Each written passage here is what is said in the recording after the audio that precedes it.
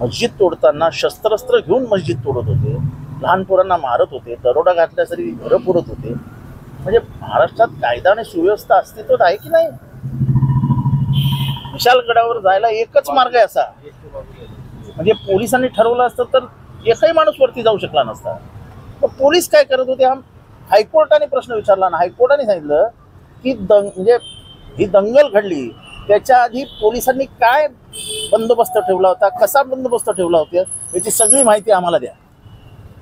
कायदा आणि सुव्यवस्था राज्य आहे की नाही? जंगल राज आहे का? ज्या पद्धतीने हे सगळं केलंय महाराष्ट्रात पहिल्यांदा घडलं.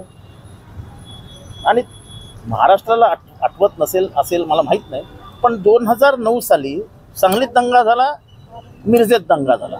आरोपी एकच, चंद्रकांत भिडे. आता सुद्धा ह्याच्यात आरोपी एकच आहे, संभाजी भिडे. भीमा कोरेगाव संभाजी भिडे. म्हणजे संभाजी भिडेला काय म्हणजे अमरण पट्टा काय ते कवच कुंडल वगैरे करण्यासारखी सरकारने दिलीत की काय? सगळ्या याच्यापासून तुम्हाला माफ. स्वातंत्र्य हडग दळबद्री हणग काय म्हणतात ते, काय काय लावलंय काय राज्य सरकारने?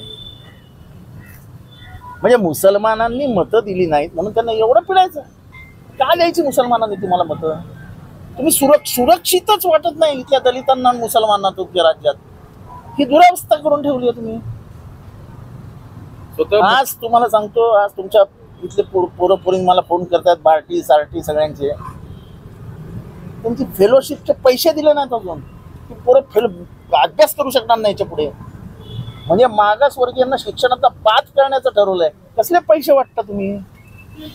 बहुजन वर्गाला ह्याच्यातनं सगळ्या शिक्षणाच्या क्षेत्रातनं बाजूलाच करायचं या शासनाने ठरवलं. आणि कोल्हापूरचं प्रकरण म्हणजे या सरकार पुढे नतमस्तक व्हावं. महाराष्ट्राच्या इतिहासात पहिल्यांदा मस्जिदीवर हल्ला झाला. त्यांचे पवित्र पुस्तकं फाडली गेली. अत्यंत वाईट, धोकादायक, महाराष्ट्राच्या स्वास्थ्यासाठी धोकादायक. आणि हसन मुश्रीफ म्हणतात की काय करणार, प्रचंड दबाव होता. कोणाचा दबाव होता? कोण मोठा माणूस शासनापेक्षा? पावसाळ्यात घरं तोडू नयेत, सरकारचा GR आहे, सरकारच्या GR विरुद्ध सरकार वागतं, कोर्टाचा स्थगिती आदेश आहे तरी सरकार कारवाई करतं. एवढं कोण मोठं आहे याच्यात? हे सरकार पेक्षा कोण मोठं आहे? आणि स्थगिती, हायकोर्टाची स्थगिती पुढे जाऊन करतात, त्या माणसाला सस्पेंड करायला पाहिजे. याच्यात काय कारवाई तुम्हाला अपेक्षित? कारण स्वतः काही कारवाई होणार नाही, कारण का हे सरकारचा आणि त्यांचा कटच आहे. सरकार घडवतंय सगळं, हे सगळं सरकारने घडवलेलं आहे. स्थगिती आदेश असताना जिल्हाधिकारी आणि पोलीस अधीक्षक जाऊ कसे देतात पोलिसांना तोडायला, किंवा प्रशासनाला तोडायला परवानगी कशी देतात? पोलीस बंदोबस्त का नाही ठेवला? जेव्हा तुम्हाला माहिती होतं हे घडणार आहे, पोलीस बंदोबस्त का ठेवला नाही? चला, छत्रपती संभाजी जे काय असतील ते जाणार आहे, ते पोलिसांना माहिती होतं ना, मग त्यांना घरातच अडकून का नाही ठेवलं? अनेक मोहिमा निघणार होत्या, चलो विशाळगड वगैरे. जे काय होतं ते जगजाहीर होतं, मग त्यांना घरीच का नाही अडकून ठेवलं? त्यांना बाहेर कशाला पडू दिलं?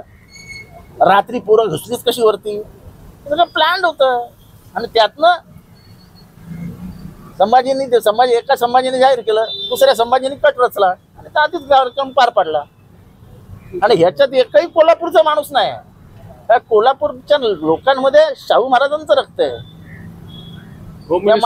हिरवे झेंड्याचं हे करून आता म्हणजे होम मिनिस्टर सारखा माणूस जेव्हा हिरवे झेंडे बोलायला लागतो, म्हणजे ते पूर्वी बोलायचे ना, हिरवे साप खेचायला पाहिजे, अमुक तमुक, ही भाषा महाराष्ट्रात परत सुरू झाली.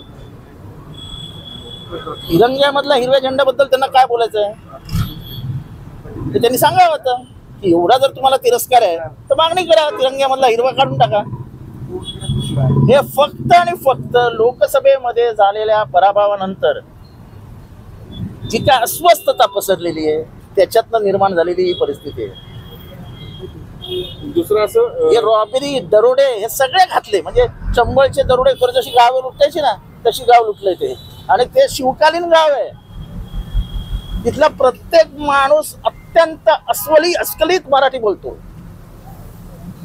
अशा बायकांना मारायचं, लहान पोरांना मारायचं. कोर्टाने जेव्हा व्हिडिओ बघितली तेव्हा संतप्त सवाल व्यक्त केला आणि सांगितलं शाहू वडीलच्या पोलिसांना बोलून घ्या, इन्स्पेक्टरला, आणि आम्हाला सांगा की दंगल घडण्याच्या आधी तुम्हाला माहित असताना तुम्ही काय बंदोबस्त ठरवला आम्हाला सांगा. सरकारला प्रश्न विचारला. कोर्टाने ताशेर ओढल्यानंतर काही फरक पडेल असं काहीही फरक पडणार नाही या सरकार. या सरकारला निवडणुकी जिंकण्यासाठी दंगा केल्याशिवाय पर्याय नाही हे त्यांना सरकारला माहिती आहे आणि सरकार हे करत राहणार. निवडणुकीच्या आधी दंगल होणार असं वाटतं? 100% दंगल होणार. हे सरकारच करून आणणार. हे ना ते कारण पुढे करून सरकार दंगा करणार. ठळक घडामोडींसाठी देशोन्नती न्यूज चॅनलला सबस्क्राईब करा आणि बेल आयकॉन प्रेस करा. मुंबई, पुणे, नागपूर, मराठवाडा असो का विदर्भ, राजकीय, सामाजिक, शैक्षणिक क्षेत्र असो का क्रीडा, सर्वच घडामोडीचे विश्लेषण पाहायला विसरू नका. फक्त देशोन्नती न्यूजवर.